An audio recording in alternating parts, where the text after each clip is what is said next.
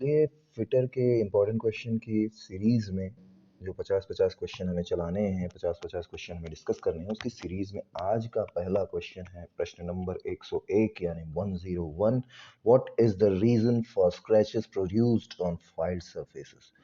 File वाली surface पर खरोच चिप्स के उत्पादन का क्या कारण है? आपके ऑप्शंस हैं पिनिंग, ग्लेजिंग, फाइल बाइट या warping.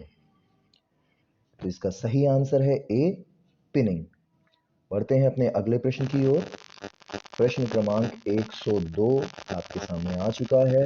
What is the name of chisel? आपके सामने एक चीजल का चित्र बना हुआ दिख रहा है, आपको बताना है ये कौन सा चीजल है। बहुत अच्छा क्वेश्चन है ये, उम्मीद करते हैं आप सभी ने देखा होगा।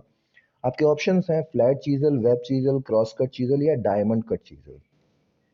आपके सामने एक चीजल बना हुआ दिख रहा है, आप इसका चीजल का टिप देखेंगे, अगर जो टिप देखेंगे तो टिप आप देखेंगे थोड़ा सा आगे की तरफ फैला हुआ है ना। इसलिए जो है ये वेब चीजल कहलाता है, यानी कि इसका सही आंसर है बी। बढ़ते हैं अपने अगले प्रश्न की ओर। प्रश्न नंबर 103 यानी 103। Why slight convexity is given on the face of hammer? Why slight convexity is given on the face of hammer? हथौड़े पर के चेहरे पर थोड़ी सी उत्तलता क्यों दी जाती है? आपके ऑप्शंस हैं to make effectiveness, to make effective striking यानी प्रभावी चोट बनाने के लिए। दूसरा ऑप्शन है to avoid digging of edge, किनारे की खुदाई से बचने के लिए। तीसरा ऑप्शन है to allow even load on striking, चोट मारते समय एक समान लोड की अनुमति देने के लिए। और चौथा ऑप्शन है to prevent damage to work surface, काम की सतह को नुकसान से रोकने के लिए। इसका आंसर है B, to avoid digging of the edge. जब आप हैमर से चोट मारते हैं अपने जॉब पे, अपने वर्क पीस पे, तो हैमर के जो एज हैं यानी किनारे हैं, उनके कारण डेंट ज़्यादा ना पड़े, खुदाई टाइप की ना हो जाए, डिगिंग ना हो जाए जॉब में, इसके कारण उसको थोड़ा सा उत्तल बनाया जाता है या कॉन्वेक्स सरफेस को तैयार किया जाता है। बढ़ते हैं अपने अगले प्रश्न की ओर। प्रश्न क्रमांक 104 आपके सामने आ चुका है। एक हैमर का चित्र आपके सामने बना हुआ है, आपको बताना है ये कौन सा हैमर है। बिल्कुल फिगर से ही बिल्कुल क्लियर है, इसको इतना डिस्कस करने की तो ज़रूरत ही नहीं है। ये जो है ये आपका क्रॉस पिन हैमर है, ठीक है। ये क्रॉस पिन हैमर है जो आपके सामने दिया हुआ है। अगले प्रश्न की तरफ चलते हैं। प्रश्न क्रमांक 105 ये रहा आपकी स्क्रीन पर। What is the name of angle between the axis of chisel and job surface while chipping? Chipping करते समय छेनी के अक्ष और जॉब की सतह के बीच के कोण का नाम क्या है? छेनी के अक्ष तथा जॉब की सतह के बीच का कोण। फिर से ध्यान दीजिए, axis of chisel and job surface while shipping, बहुत इंपॉर्टेंट क्वेश्चन है, बहुत अच्छा क्वेश्चन है, ठीक है। आपके ऑप्शंस हैं rake angle, point angle, clearance angle या एंगल ऑफ इंक्लिनेशन। इसका सही आंसर है डी, एंगल ऑफ इंक्लिनेशन। अगले प्रश्न की तरफ चलते हैं। प्रश्न क्रमांक 106 आपकी स्क्रीन पर आ चुका है। What is the property of metal that permits no permanent distortion between before breaking? धातु की वह प्रॉपर्टी क्या है जो टूटने से पहले कोई स्थायी विकृति को अनुमति नहीं देती? जो टूटने से पहले कोई स्थायी विकृति को अनुमति नहीं देती। आपके ऑप्शंस हैं, पहला ऑप्शन है टेनेसिटी, दूसरा ऑप्शन है हार्डनेस, तीसरा ऑप्शन है ब्रिटलनेस, चौथा ऑप्शन है टफनेस। इसका सही आंसर है सी। अब देखिए, थोड़ा सा इसको समझने की कोशिश कीजिएगा। ब्रिटल क्या है? भंगुर। भंगुर कौन सा मटेरियल भंगुर कहलाता है? भंगुर मटेरियल वो कहलाता है जो ज्यादा चोट लगने पर क्रैक हो जाता है। अगर चोट लगी उस पर, उसके ऊपर में, तो वो क्रैक हो जाता है। क्वेश्चन भी आपसे वही पूछ रहा है कि धातु की वह प्रॉपर्टी क्या है जो टूटने से पहले कोई भी स्थायी विकृति की अनुमति नहीं देता, यानी कि वो टूट जाएगा लेकिन उसके ऊपर में कोई विकृति नहीं आएगी। टूट जाएगा पर टूटने से पहले उसमें कोई विकृति नहीं आएगी, ऐसा कौन सा मटेरियल होता है? तो वो वैसा मटेरियल ब्रिटल होता है, ठीक है। अगले प्रश्न की तरफ चलते हैं। प्रश्न क्रमांक 107 आपके सामने आ चुका है। आपके सामने एक डिवाइस है जिसे हम प्रिसाइज मेजरिंग इंस्ट्रूमेंट बोलते हैं, सूक्ष्म मापी यंत्र। और ये किस प्रकार का सूक्ष्म मापी यंत्र है? ये डेप्थ माइक्रोमीटर है, गहराई नापने वाला डेप्थ माइक्रोमीटर है। तो आपको बताना है इस डेप्थ माइक्रोमीटर में ये जो पार्ट एक्स मार्क किया हुआ है, इसका नाम क्या है? आपके ऑप्शंस हैं कैप, लॉक, स्टॉक या थिम्बल? कैप, लॉक, स्टॉक या थिम्बल? इसका सही आंसर है बी, लॉक। तो चलिए बढ़ते हैं अपने अगले प्रश्न की ओर। प्रश्न क्रमांक 108 आपके सामने आ चुका है। Why the hand taps are chamfered at the lead? क्यों हैंड टैप्स लीड पर चैम्फर किए जाते हैं? आपके ऑप्शंस हैं अलाइनिंग की वजह से, या मतलब अलाइनिंग करने के लिए। दूसरा ऑप्शन है फिनिशिंग के लिए। तीसरा ऑप्शन है स्ट्रेंथनिंग के लिए। चौथा ऑप्शन है ग्रिपिंग के लिए। इसका सही आंसर है ए, अलाइनिंग के लिए। चलिए अगले प्रश्न की तरफ चलते हैं। अगला प्रश्न आपके सामने आ चुका है। एक पिक्चोरल डायग्राम दिया हुआ है एक मशीन का। ये मशीन ड्रिलिंग मशीन है। इस ड्रिलिंग मशीन का नाम आपको बताना है। बहुत सिंपल सा क्वेश्चन है, बहुत आसान सा क्वेश्चन है। आपके ऑप्शंस हैं pillar drilling machine, gang drilling machine, bench drilling machine या रेडियल ड्रिलिंग मशीन। सोचना ही नहीं है, बिल्कुल सिंपल है, पिलर ड्रिलिंग मशीन इसका आंसर है, यानी कि ए। अगले प्रश्न की तरफ चलते हैं। प्रश्न क्रमांक 110 आपके सामने आ चुका है। आपके सामने एक माइक्रोमीटर दिया हुआ है, आउटसाइड माइक्रोमीटर का रीडिंग दिया हुआ है। आपको इसकी रीडिंग निकालनी है भाई। तो अब देखिए इसकी रीडिंग हम लोग निकालेंगे और थोड़ा सा अच्छे से निकालेंगे कायदे से, है ना। तो अब देखिए सबसे पहले मेन स्केल में देखिए, मेन स्केल में कौन कौन से डिवीजन क्रॉस कर चुके हैं। ये देखिए एक चीज़ ध्यान रखिएगा, ये ब्रिटिश माइक्रोमीटर की रीडिंग हो रही है। ब्रिटिश माइक्रोमीटर यानी कि इसके रीडिंग जो है इंचेस में आएगी, ठीक है।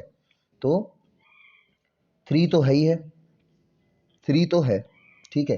3 के बाद आप देखिए इसका 0.5 वाला डिवीजन जो है वो भी हुआ है ना। पहले तो ये 3 देखिए, तो 3 प्लस 0.5, तो ये जो है 0.3 कर लीजिए, फिर 0.05 कर लीजिए, प्लस अब देखिए थिम्बल में कौन सा डिवीजन मैच कर रहा है। ये इसमें थिम्बल में 9th डिवीजन मैच कर रहा है। तो इसकी जो लीस्ट काउंट होती है 0.001 इंचेस होती है। तो 0.001 इंटू 9,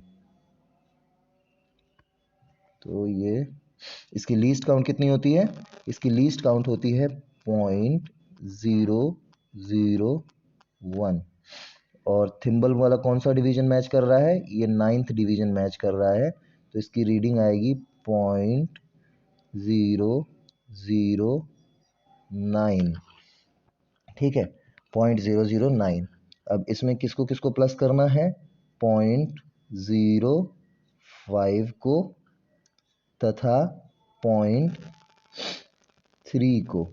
तो आंसर क्या आएगा? 0.359, यानी कि ये वाला, ठीक है। तो सही आंसर क्या है? सी, 0.359 इंचेस। तो चलिए बढ़ते हैं अगले प्रश्न की ओर। प्रश्न क्रमांक 111 आपके सामने आ चुका है। What is the accuracy of vernier bevel protector? बहुत अच्छा क्वेश्चन है, कई बार ये क्वेश्चन पिछले एग्जाम्स में भी आ चुका है। तो बड़े ध्यान से इसको करना है। आपके ऑप्शंस हैं 1 डिग्री, 5 डिग्री, 5 मिनट या 5 सेकंड। इसका सही आंसर है सी, 5 मिनट। 5 मिनट की एक्यूरेसी तक vernier bevel protector angle measurement करता है। प्रश्न क्रमांक 112 आपके सामने आ चुका है। यहाँ पर आपके सामने एक वर्नियर कैलिपर की रीडिंग निकालने के लिए कहा गया है। तो वर्नियर कैलिपर की रीडिंग आपको निकालना है। तो सबसे पहले आपको देखना क्या है? सबसे पहले आपको देखना है कि वर्नियर, देखिए इसमें आप लोगों ने जब वर्नियर कैलिपर पढ़ा होगा तो आपने देखा होगा ये वाली जो कहलाती है, ये कहलाती है MS यानी मेन स्केल, और ये वाली जो कहलाती है ये कहलाती है VS यानी वर्नियर स्केल, ठीक है। तो सबसे पहले आपको देखना है MS में कितनी रीडिंग आ रही है। MS की रीडिंग आप कैसे देखेंगे? ये जो जीरो है, ये जीरो किस डिवीजन को, MS के किस डिवीजन को क्रॉस कर रहा है? तो MS की रीडिंग आ रही है आपकी,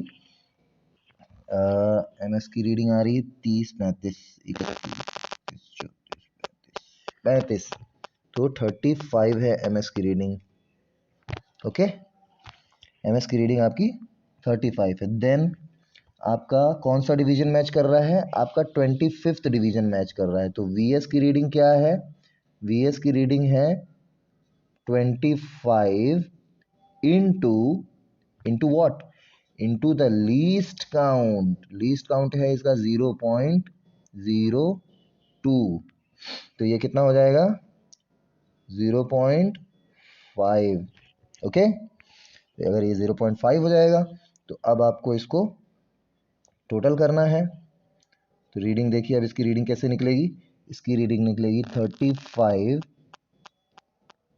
प्लस 0.5, दैट इज 35.5। सही answer will be D. Okay, तो डी लगा देते हैं 35.5। चलिए बढ़ते हैं अपने अगले प्रश्न की ओर। प्रश्न क्रमांक 113 आपकी स्क्रीन पर आ चुका है। Why surface plates are made of stress relieved good quality cast iron. क्यों सतह प्लेटों को तनाव मुक्त अच्छी कास्ट आयरन से बने होते हैं। बहुत सिंपल सा क्वेश्चन है। आपके ऑप्शंस हैं, देख लीजिए। To prevent the corrosion, to prevent breaking, to prevent distortion, to prevent thermal expansion. देखिए बी सी डी ये तीनों लगभग एक जैसे दिखते हुए ऑप्शन है, लगभग एक जैसे दिखते हुए ऑप्शन हैं। लेकिन इसमें से जो सी ऑप्शन है ना, आप सी ऑप्शन देखेंगे, टू प्रिवेंट द डिस्टॉर्शन, विकृति से रोकने के लिए, ये ऑप्शन जो है ये कहीं ना कहीं बी सी और डी तीनों को कवर करता है। कैसे? डिस्टॉर्शन नहीं होगा तो ब्रेकिंग भी नहीं होगी, डिस्टॉर्शन नहीं होगा इसका मतलब थर्मल एक्सपेंशन भी नहीं हो रहा है। तो सी ऑप्शन इसका हम लगाएंगे सही, विकृति को रोकने के लिए, जिससे किसी प्रकार की विकृति ना हो सरफेस प्लेट पे, इसलिए इसको अच्छी क्वालिटी के कास्ट आयरन से बनाया जाता है। चलिए अगले प्रश्न की तरफ चलते हैं। प्रश्न क्रमांक 114 आपकी स्क्रीन पर आ चुका है। What is the main advantage of adjustable parallel block. Adjustable parallel blocks का सबसे मेन एडवांटेज यानी मुख्य लाभ क्या है। आपके ऑप्शंस हैं to set different angle, to set different path, to set different length या टू सेट डिफरेंट हाइट। जाहिर है आपको पता होना चाहिए कि पैरेलल ब्लॉक किसके लिए इस्तेमाल किया जाता है। ज्यादातर पैरेलल ब्लॉक का इस्तेमाल हाइट मेंटेन, मतलब हाइट चेक करने के लिए किया जाता है ना। तो अलग अलग पैरेलल ब्लॉक्स को इस तरह से एडजस्ट किया जाता है जिससे एक निश्चित हाइट तक, एक स्पेसिफिक हाइट तक आप रीच कर सकें। तो ये to set a different height होना चाहिए, सही आंसर इसका डी। चलिए प्रश्न क्रमांक 115 आपके सामने आ चुका है। Which part of universal surface gauge is used to set scriber at required position exactly. ये क्वेश्चन बहुत सिंपल है। देखिए सरफेस गेज का फिगर आपने देखा होगा, और कल के वीडियो में भी सरफेस गेज का एक क्वेश्चन था जिसमें उसका फिगर दिया हुआ था। उसमें आपने देखा होगा कि स्नग जो होता है ना, स्नग, उस स्नग के ऊपर में जो है स्क्राइबर बंधा हुआ होता है, स्नग के ऊपर में, ठीक है। लेकिन यहाँ पर आपसे पूछ रहा है कि स्क्राइबर को एक निश्चित पोजीशन तक सेट करने के लिए किस पार्ट का जो है इस्तेमाल, किस पार्ट का इस्तेमाल किया जाता है। तो उस स्क्राइबर को निश्चित पोजीशन तक एडजस्ट करने के लिए फाइन एडजस्टमेंट स्क्रू का इस्तेमाल किया जाता है। तो इसका सही आंसर डी होगा। चलिए अगला प्रश्न है, प्रश्न क्रमांक 116। Convert 1 millimetre into millimetre. अभी ये क्वेश्चन तो आप लोगों को बिल्कुल आसानी से आना चाहिए। 1 मीटर इंटू मिलीमीटर करना है, बिल्कुल सिंपल है। 1000 सोचना ही नहीं है इसमें, तो इतना तो फिंगर टिप्स पे आना चाहिए अपन को। चलिए next question is V block. Name the V block. आपके सामने एक वी ब्लॉक बना हुआ है। ये क्वेश्चन मेरे ख्याल से रिपीट भी हो रहा है, कल भी हमने इस क्वेश्चन को डिस्कस किया है। आपको बताना है ये कौन सा वाला वी ब्लॉक है। तो ये आपका जो है single level groove V block है, single level single groove V block है। ये क्वेश्चन हम डिस्कस कर चुके हैं, शायद क्वेश्चन रिपीट हो रहा है। चलिए बढ़ते हैं अगले प्रश्न की ओर। प्रश्न क्रमांक 118 आपके सामने आ चुका है। आपके सामने एक फिगर दिया हुआ है कॉम्बिनेशन सेट का। इस कॉम्बिनेशन सेट पर एक क्वेश्चन पिछली वीडियो में भी हमने लिया था। तो उसमें हमने प्रोटेक्टर हेड को पूछा था कि ये कौन सा पार्ट है, तो वो प्रोटेक्टर हेड था। अब यहाँ पर आपको बताना है कि यहाँ जो एक्स मार्क किया हुआ है ये कौन सा पार्ट है ना। आपके ऑप्शंस हैं रूल, स्क्राइबर, क्लैंप नट या स्पिरिट लेवल। तो ये इसका सही आंसर है स्क्राइबर। ओके चलिए बढ़ते हैं अगले प्रश्न की ओर।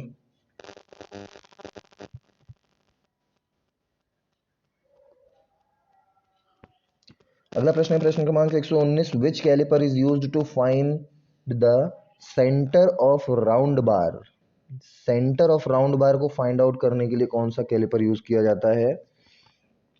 आपके ऑप्शन है इनसाइड कैलिपर, सेकेंड ऑप्शन है जेनी कैलिपर, थर्ड ऑप्शन है वर्नियर कैलिपर, फोर्थ ऑप्शन है आउटसाइड कैलिपर। बहुत सिंपल है, इसका आंसर है जेनी कैलिपर। जेनी कैलिपर के डिफरेंट डिफरेंट नाम, हर्माफ्रोडाइट कैलिपर, जेनी कैलिपर या ऑड-लेग कैलिपर्स होते हैं। जेनी कैलिपर की खास बात क्या होती है? इसकी एक लेग जो है स्ट्रेट होती है, पिन होती है, मतलब डिवाइडर की तरह होती है, एडजस्टेबल नीडल लगी हुई होती है उसमें, और दूसरी जो लेग होती है वो मुड़ी हुई होती है अंदर की तरफ। ठीक है, तो ये जेनी कैलिपर होता है मार्किंग करने के लिए। ध्यान रखिएगा, यहाँ पर पूछ रहा है centre of round bar mark करने के लिए किसका इस्तेमाल किया जाता है, तो इसका सही आंसर जेनी कैलिपर है। बढ़ते हैं अगले प्रश्न की ओर। प्रश्न क्रमांक 120 आपके सामने आ चुका है। एक फिगर आपके सामने दिया हुआ है, चीजल का फिगर है ये। आपको बताना है कि इसमें जो चीजल को पोजीशन किया हुआ है तो तीन प्रकार के एंगल बना रहा है, angle alpha, angle beta, angle gamma. आपको बताना है अल्फा एंगल क्या है। आपके ऑप्शंस हैं rake angle, wedge angle, cutting angle या क्लियरेंस एंगल। तो ये इसका सही आंसर है डी, निकासी कोण या क्लियरेंस एंगल। अगले बढ़ते हैं अगले प्रश्न की तरफ। अगला प्रश्न है प्रश्न क्रमांक 121। Which chisel is used for cutting grooves, cutting curved groove, curve groove, घुमावदार ग्रूव्स काटने के लिए कौन सी चीजल का इस्तेमाल किया जाता है? फ्लैट वेब, क्रॉस कट या हाफ राउंड। सही आंसर है D, half round. Half round नोच चीजल। चलिए अगले प्रश्न की तरफ चलते हैं। कर्व्ड ग्रूव काटने के लिए हाफ राउंड नोच चीजल का इस्तेमाल किया जाता है। What is the weight of hammer used for marking purpose, marking करने के लिए कितने वजन का हैमर आपको यूज करना होता है? आपके ऑप्शन है 200 ग्राम, दूसरा ऑप्शन है 250 ग्राम, तीसरा ऑप्शन है 300 ग्राम, चौथा ऑप्शन है 450 ग्राम। तो इसमें आपको 250 ग्राम यानी 1 पाव, लगभग 250 ग्राम का हैमर आपको मार्किंग पर्पस के लिए यूज किया जाता है। अगला प्रश्न, प्रश्न क्रमांक 123। What is the effect of improper method of diagonal filing, diagonal filing का improper method of diagonal filing का क्या प्रभाव पड़ेगा? विकर्ण फाइलिंग के अनुचित तरीके से क्या प्रभाव पड़ेगा? आपके ऑप्शंस हैं अनइवन सरफेस फिनिश, दूसरा ऑप्शन है स्क्रैचेस ऑन द सरफेस, तीसरा ऑप्शन है कन्वेक्सिटी ऑन द सरफेस, चौथा ऑप्शन है improper finish on the surface. बिल्कुल सिंपल है, अनइवन सरफेस फिनिश, तो ए है इसका सही आंसर। बढ़ते अगले प्रश्न की ओर। प्रश्न क्रमांक 124 आपके सामने आ चुका है। Which chisel is used to remove excess metal from welded joint and casting? जब कास्टिंग या वेल्डिंग होती है तो उनमें जो एक्स्ट्रा मटेरियल जो रह जाता है उसे रिमूव करने के लिए, निकालने के लिए किस चीजल का इस्तेमाल किया जाता है? आपके ऑप्शंस हैं flat chisel, web chisel, cross cut chisel, half round chisel. सही आंसर है इसका फ्लैट चीजल। अगले प्रश्न की तरफ चलते हैं। प्रश्न क्रमांक 125 आपके सामने आ चुका है। What is the name of file? आपके सामने एक फाइल का चित्र बना हुआ है, आपको बताना है किस तरह की फाइल है। बिल्कुल सिंपल है, आप लोगों ने सभी ने इसको देखा है। आपके ऑप्शंस हैं रोटरी, टिंकर, बैरेट या क्रॉसिंग। तो बिल्कुल सिंपल है, ये रोटरी फाइल्स हैं। अगला प्रश्न देखते हैं, प्रश्न क्रमांक 126। Why chalk is applied on the face of the file? File के फेस पर चॉक किस लिए अप्लाई किया जाता है? ऑप्शन है टू रिड्यूस एक्सेस प्रेशर, दूसरा ऑप्शन है to increase chips removed rate, third option है to reduce penetration and pinning, और फोर्थ ऑप्शन है to increase the penetration and pin. सीधी सी बात है, हमारा काम क्या है? फाइलिंग करना। तो फाइलिंग करने के दौरान जो सबसे बड़ी प्रॉब्लम आती है वो आती है पिनिंग की।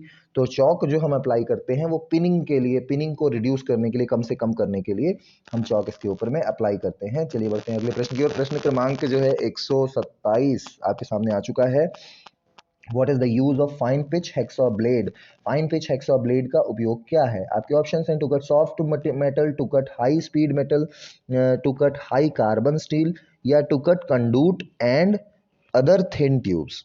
देखिए यहाँ पर बात हो रही फाइन हेक्सा ब्लेड की। Fine hexa blade, fine pitch hexa blade, fine pitch hexa blade की बात हो रही है। तो फाइन पिच हेक्सा ब्लेड ज्यादातर उन चीजों के लिए इस्तेमाल किया जाता है जिनकी थिकनेस कम है, कटिंग थिकनेस कम है। तो कम कटिंग थिकनेस के आपके कंडूट होते हैं, ट्यूब्स होती हैं, पतली पतली जो ट्यूब्स होती हैं, तो वो इसका सही आंसर आपका डी है।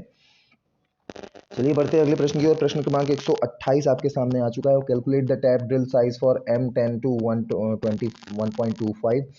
ये क्वेश्चन कल भी पूछा गया था, इसका सही आंसर है 8.8 mm। तो बढ़ते हैं अगले प्रश्न की ओर। प्रश्न क्रमांक 129 आपके सामने आ चुका है। What is the name of portion, name of portion left behind flutes in a drill? Drill में जो फ्लूट्स होते हैं ना, ड्रिल में जो फ्लूट्स वाला पोर्शन जो है उसके पीछे, left between the flutes of drill, flutes के बीच में जो पोर्शन है उसको क्या बोलते हैं? आपके ऑप्शन है लिप, वेब, पॉइंट या शैंक। सही आंसर है वेब। अगला प्रश्न, प्रश्न क्रमांक 130, what is the reading of vernier bevel protector? Vernier bevel protector की रीडिंग आपको बतानी है। इस तरह का भी क्वेश्चन कल हमने लिया था, कल के वीडियो में, तो मेरे ख्याल से ज़्यादा कंफ्यूजन नहीं होना चाहिए। हम चलिए देखते हैं इसमें सीधा सीधा। हमें सबसे पहले देखना है कि हमारा जो ज़ीरो है यहाँ पर, ये जो है ये मेन स्केल है और ये जो है ये वर्नियर स्केल है, ठीक है। तो हमें सबसे पहले देखना होता है कि हमारा जो ज़ीरो है वो ज़ीरो किस पोजीशन पे है। तो ज़ीरो की पोजीशन यहाँ पर आप देखिए, ज़ीरो की पोजीशन यहाँ पर है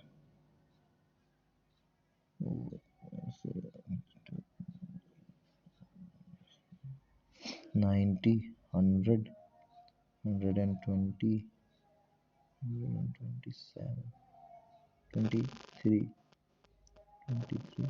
23 माइनस एंगल आपको नापना है इस तरफ से, यानी कि यहाँ से शुरू करेंगे ना, तो यहाँ तक 90 आएगा, तक 90 आएगा, मैच करता हुआ 30 डिग्री 30 मिनट का दिख रहा है। तो देखने में तो आपका ये लग रहा है 20, 21, 22, 23 डिग्री, 23 डिग्री इधर से करेंगे, इधर से नापेंगे तो 23 डिग्री है, इधर से नापेंगे तो 23 डिग्री है। तो 190 ये हो जाएगा आपका 190 माइनस 23 डिग्री, 190 माइनस 23 डिग्री का आ जाएगा कितना, 157 डिग्री, 157 डिग्री। और क्योंकि 30th डिवीजन मैच कर रहा है तो 30 मिनट, सी। तो इसका सही आंसर होना चाहिए सॉरी। चलिए बढ़ते अगले प्रश्न की ओर। हम वैसे वर्नियर बेवल प्रोटेक्टर का एक जो है प्रैक्टिकल वीडियो भी आपके सामने डालेंगे, एक अलग से वीडियो डाल देंगे, क्योंकि वर्नियर बेवल प्रोटेक्टर का यूज़ आप लोगों ने शायद कम देखा होगा, देखने के लिए कम मिला होगा, तो उसका एक अलग से हम वीडियो, सेपरेट वीडियो डालेंगे। जैसे अभी हमने आपसे एक और प्रॉमिस किया था कि हम माइक्रोमीटर का भी एक वीडियो डालेंगे और वर्नियर कैलिपर का भी वीडियो डालेंगे, जिसमें से माइक्रोमीटर का एक वीडियो हमारे चैनल पे ऑलरेडी प्लेलिस्ट में डला हुआ है, तो उसको आप देख सकते हैं। लेकिन एक और वीडियो हम डिटेल्ड में डाल देंगे कई सारे एग्जांपल्स को लेते हुए, तो माइक्रोमीटर का रीडिंग का क्लियर हो जाएगा आपका, और इसका भी वर्नियर बेवल प्रोटेक्टर का भी एक वीडियो हम सेपरेट वीडियो डालेंगे। तो चलिए बढ़ते हैं अगले प्रश्न की ओर। प्रश्न क्रमांक 131 आपके सामने आ चुका है। Which part of micro outside micrometer ensures a uniform pressure between the measuring surface? Measuring surface, अरे ये तो बहुत सिंपल सा क्वेश्चन है। माइक्रोमीटर का कौन सा पार्ट ये इंश्योर करता है कि मेजरिंग सरफेस के ऊपर में जो है इक्वल या बिल्कुल इवन प्रेशर लगे, यूनिफॉर्म प्रेशर लगे? बिल्कुल सिंपल सा क्वेश्चन है। इसका नाम होता है रैचेट स्टॉप, है ना। रैचेट, जब आप माइक्रोमीटर यूज करते हैं तो रैचेट से ही उसे रोटेट करते हैं। रैचेट से रोटेट करने का मेन कारण यही होता है कि जिससे यूनिफॉर्म प्रेशर जो है अप्लाई हो, है ना। तो बढ़ते हैं अगले प्रश्न की ओर। प्रश्न क्रमांक 132 आपके सामने आ चुका है। Which part of vernier height gauge is an integral part of main side? Main slide, vernier height gauge की यहाँ पर बात हो रही है, इसमें से आपको कौन सा पार्ट जो है वर्नियर हाइट गेज का एक इंटीग्रल पार्ट है? ठीक है, आपके ऑप्शंस हैं जॉ, बेस, बीम या जॉ क्लैम्प। इंटीग्रल, इंटीग्रल देखिए, बेस भी जो है अलग हो सकता है, बीम भी अलग हो सकता है, जॉ भी अलग हो सकता है, सॉरी जॉ क्लैम्प अलग हो सकता है, जॉ अलग अलग नहीं हो सकता।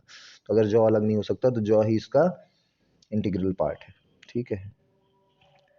अगले प्रश्न की तरफ चलते हैं। प्रश्न क्रमांक 133, 133, what is the principle of micrometer? बहुत ही सिंपल सा क्वेश्चन है। वैसे इतने सिंपल से क्वेश्चन नहीं आते हैं, पर कभी कभी पैटर्न चेंज भी हो जाता है कि आपका बहुत ही सिंपल क्वेश्चन आ जाए, एक आध क्वेश्चन बहुत सिंपल आ जाए। वैसे प्रिंसिपल ऑफ माइक्रोमीटर बहुत सिंपल है, बी स्क्रू एंड नट, या नट एंड बोल्ट के सिद्धांत पे जो है माइक्रोमीटर काम करता है।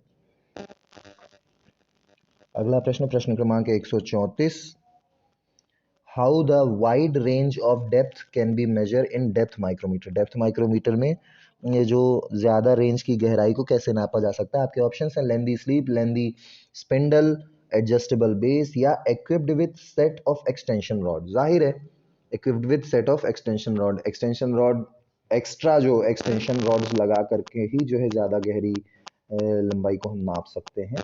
तो इसका सही आंसर डी होगा।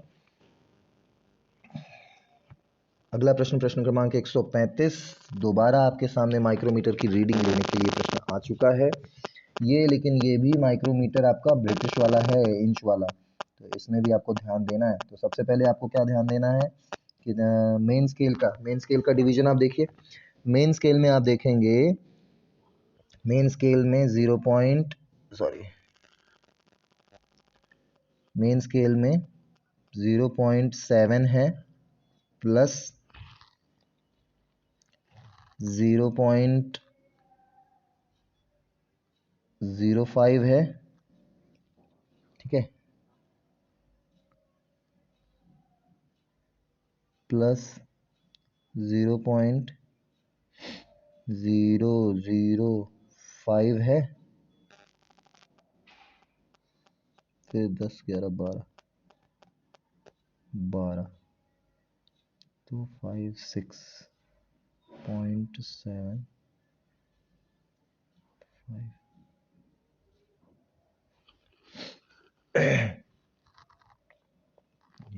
12वां डिवीजन है, और 12वां डिवीजन है 0.001 जो है इसका लीस्ट काउंट है, तो ये हो जाएगा 0.012 और 012 में ऐड हो जाएगा 0.005, ठीक है, और यहाँ ऐड हो जाएगा 0.05, तो ये हो जाएगा 7 और 5। एक सेकेंड फिर से क्लियर करते हैं। इसकी रीडिंग जो है 10, 1 2 10 10 11 12, 12वां डिवीजन है, तो 12th डिवीजन है, तो इसकी रीडिंग आ जाएगी 0.0012, नहीं सॉरी 10 नहीं रहेगा, 0.012, ठीक है। और मेन स्केल में इसकी रीडिंग देखिए 0.005, ठीक, प्लस 0.7 7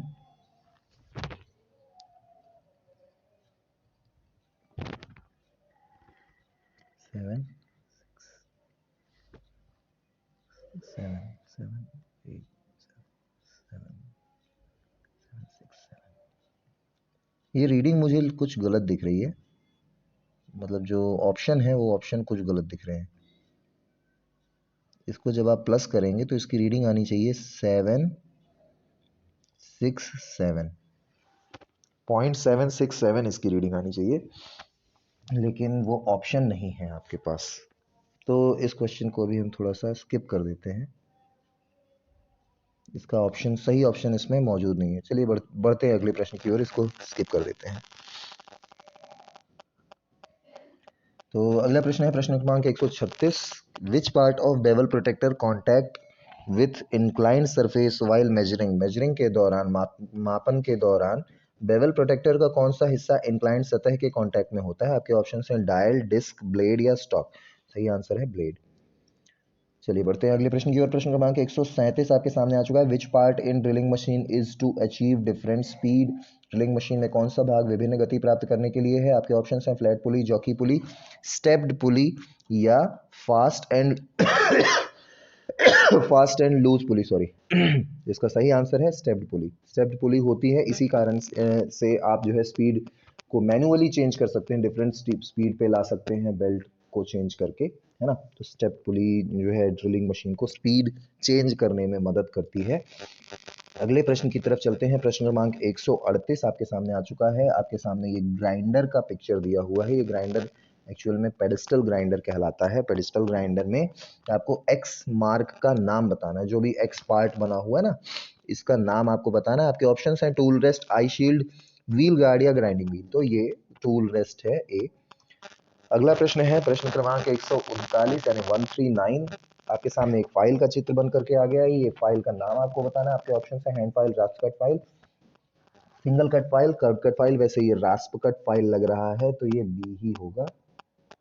एक और क्वेश्चन रास्प कट से रिलेटेड, कल हमने आपसे पूछा था कि रास्प कट फाइल किस में इस्तेमाल की जाती है। तो रास्प कट फाइल आपको बताया भी थे कि लिए लेदर की फाइलिंग, वुड की फाइलिंग करने के लिए इस्तेमाल में लाई जाती। आज के वीडियो का 40वां प्रश्न है आपके सामने। What happen if the voice handle is over tightened. Voice का जो हैंडल होता है ना, उसको अगर ओवर टाइट आपने कर दिया तो उसकी वजह से क्या हो सकता है। आपके ऑप्शंस हैं स्पिंडल डैमेज हो सकता है, हार्ड जॉ डैमेज हो सकता है, फिक्स जॉ डैमेज हो सकता है या मूवेबल डैमेज हो सकता है। देखिए स्पिंडल डैमेज हो सकता है, सीधी सी बात है, क्योंकि एक्चुअल लोड तो जब आप वाइस को लोड में डाल रहे हैं तो लोड जो है एक्चुअल किसके पे पड़ रहा है, वाइस का जो स्पिंडल होता है ना उसकी थ्रेड पे लोड पड़ रहा है। तो जब आप उसे एक्स्ट्रा टाइट कर देंगे, ओवर टाइटन कर देंगे, तो मेन लोड किसके ऊपर में आएगा, स्पिंडल की थ्रेड के ऊपर में आएगा या स्पिंडल पे आएगा। तो डैमेज क्या होगा, सबसे पहले स्पिंडल डैमेज होगा। अगले प्रश्न की तरफ चलते हैं। प्रश्न क्रमांक 141 आपके सामने आ चुका है। Which caliper provides fine adjustment of dimension. Fine adjustment of dimension, caliper में फाइन एडजस्टमेंट के लिए कौन सा पार्ट रिस्पॉन्सिबल होता है। आपके ऑप्शंस हैं विच कैलिपर प्रोवाइड, क्वेश्चन है which caliper provide fine adjustment of dimension. कौन सा कैलिपर आयामों का फाइन एडजस्टमेंट प्रदान करता है। आपके ऑप्शंस हैं इनसाइड कैलिपर, दूसरा ऑप्शन है ऑड लेग कैलिपर, तीसरा आउटसाइड कैलिपर। बहुत ही सिंपल है। इसका इसका आंसर क्या है, फाइन फाइन एडजस्टमेंट के लिए स्प्रिंग जॉइंट कैलिपर काम आता है। क्यों, क्योंकि आप देखते हैं जो फर्म जॉइंट कैलिपर होता है, फर्म जॉइंट कैलिपर में अगर आपको कोई रीडिंग ओपन करनी है तो आप ओपन करते हैं, तो मैनुअली जब ओपन करते हैं तो कई बार एक्स्ट्रा ओपन हो जाता है, कम करते हैं, ज़्यादा करते हैं। लेकिन अगर आपको फाइनल एडजस्ट करना है तो फाइन एडजस्ट करने के लिए स्प्रिंग जॉइंट कैलिपर में क्या, इसका सही सही आंसर है इसका डी, स्प्रिंग जॉइंट कैलिपर। अगले प्रश्न की तरफ चलते हैं। प्रश्न क्रमांक 142 आपके सामने आ चुका है। Which metal cutting saw is used to cut large cross section area. बड़े क्रॉस सेक्शन एरिया को काटने के लिए किस मेटल कटिंग सॉ का उपयोग किया जाता है। आपके ऑप्शंस हैं power saw, contour saw, circular saw या हॉरिजॉन्टल बेंड सॉ। तो इसका उपयोग किया जाता है, लार्ज क्रॉस सेक्शनल एरिया है, लार्ज क्रॉस सेक्शनल एरिया है तो सर्कुलर सॉ का इस्तेमाल किया जाता है। अगला प्रश्न है प्रश्न क्रमांक 143। Why the marking tables are made of cast iron. Marking tables को कास्ट आयरन का क्यों बनाते हैं।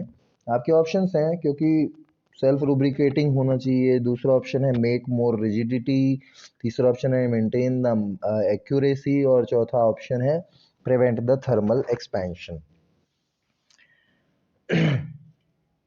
Marking table are made of cast iron, make more rigidity, maintain the accuracy, prevent the thermal expansion, self lubrication लगाते हैं इसका सही answer. बढ़ते हैं अगले प्रश्न की ओर। प्रश्न क्रमांक 144 आपके सामने आ चुका है। Name the gauge. आपके सामने एक गेज का चित्र बना हुआ है। ये क्वेश्चन भी मेरे ख्याल से रिपीट हो रहा है क्योंकि इस तरह का क्वेश्चन भी हमने पिछले वीडियो में पूछा है। तो आपका इसका नाम बताना है। आपके ऑप्शंस हैं bevel gauge, angle gauge, surface gauge या यूनिवर्सल बेवल गेज। इसका सही आंसर है ए, बेवल गेज। हाँ, जो हमने पिछले वीडियो में जो इंक्लूड किया था वो यूनिवर्सल बेवल गेज था, ये बेवल गेज है। ठीक है, इसमें केवल आप एंगल नाप सकते हैं। चलिए बढ़ते हैं अगले प्रश्न की ओर। प्रश्न क्रमांक 145 आपके सामने आ गया है। Which file is used for manufacturing dies and moulds. Dies और मोल्ड्स बनाने के लिए कौन से फाइल का इस्तेमाल किया जाता है। आपके ऑप्शंस हैं rotary file, tinker's file, barrette file या रास्पकट फाइल। तो सही आंसर इसका रोटरी फाइल। प्रश्न क्रमांक 146। What is the method of removing metal chips clogged between the teeth of file.